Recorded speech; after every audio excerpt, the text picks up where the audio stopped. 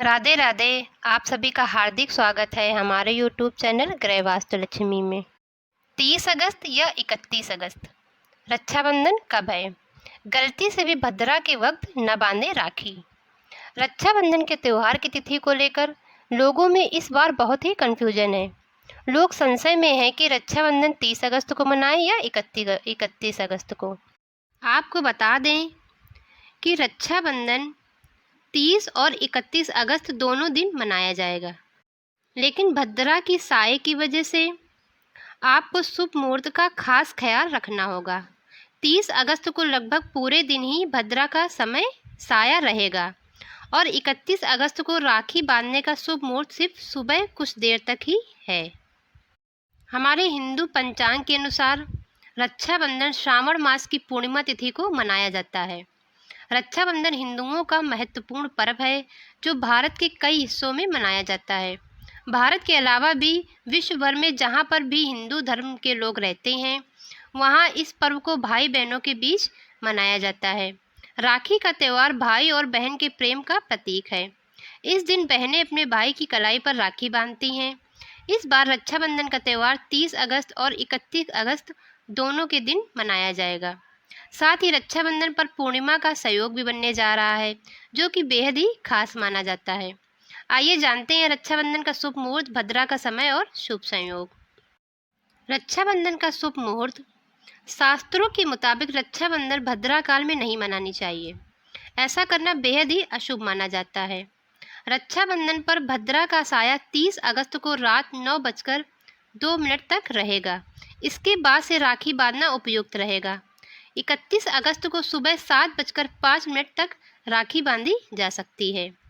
यानी कि आप 30 अगस्त को रात 9:02 के बाद राखी बांध सकते हैं या फिर 31 अगस्त को सुबह 7:05 से पहले। सावन पूर्णिमा तिथि आरंभ हो रही है 30 अगस्त को सुबह 10:59 से। पूर्णिमा तिथि समापन 31 अगस्त को सुबह 7:05 तक होगा। रक्षाबंधन का पौराणिक महत्व। रक्षा के लिए बांधा जाने वाला धागा रक्षा सूत्र है। माना जाता है कि राजसूय यज्ञ के समय में भगवान कृष्ण को द्रौपदी ने रक्षा सूत्र के रूप में अपने आंचल का टुकड़ा बांधा था। इसके बाद बहनों द्वारा भाई को राखी बांधने की परंपरा शुरू हुई। साथ ही पहले के समय में ब्राह्मणों द्वारा अपने यजमानों को राखी बांधकर उनकी मंगल कामना की जाती थी। इस दिन वेद पाठी ब्राह्मण यजुर्वेद का पाठ शुरू करते हैं। इसलिए रक्षाबंधन वाले दिन यानी श्रावण शुक्ल पक्ष की पूर्णिमा वाले दिन शिक्षा का आरंभ करना भी बेहद ही शुभ माना जाता है। अब हम आपको बताएंगे कि रक्षाबंधन में भद्रा काल के समय राखी क्यों नहीं बांधी जाती है। भद्रा काल के समय राखी नहीं बांधी जाती है क्योंकि इसे अशुभ काल माना जाता है। धार्मिक मान्यताओं के अनुसार भद्रा काल में शुभ कार्य नहीं किए जाते हैं और इस दौरान किए गए शुभ कार्यों का परिणाम शुभ नहीं होता है। यह भी माना जाता है कि शूर्पणखा ने भद्रा काल के दौरान रावण को राखी बांधी थी, जिसके बाद उसका महल नष्ट हो गया था।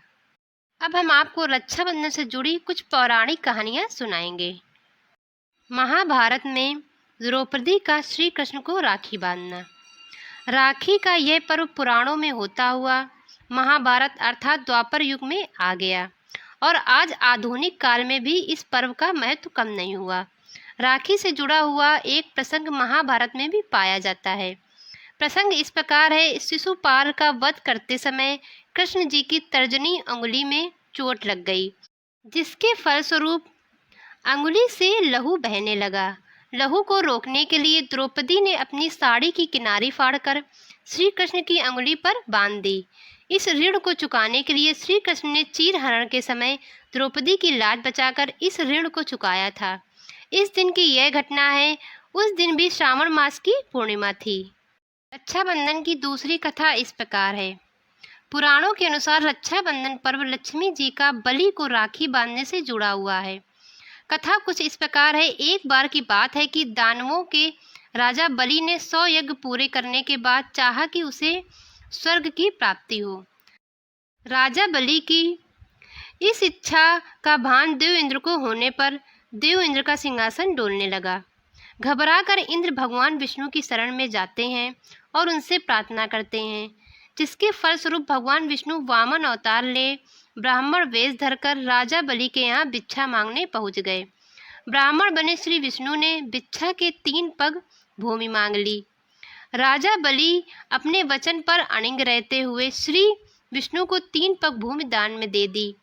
वामन रूप में भगवान ने एक पग में स्वर्ग और दूसरे पग में पृथ्वी को नाप लिया। अभी तीसरा पैर रखना शेष था। बलि के सामने संकट उत्पन्न हो गया। ऐसे में राजा बलि अपना वचन नहीं निभाता तो अधर्म होगा। आखिरकार उसने अपना सिर भगवान के आगे कर दिया और कहा, तीसरा पग आप मेरे सिर पर रख दीजिए। वामन भगवान ने ठीक वैसा ही किया। श्री विष्णु के पैर रखते ही राजा बलि परलोक पहुंच गया।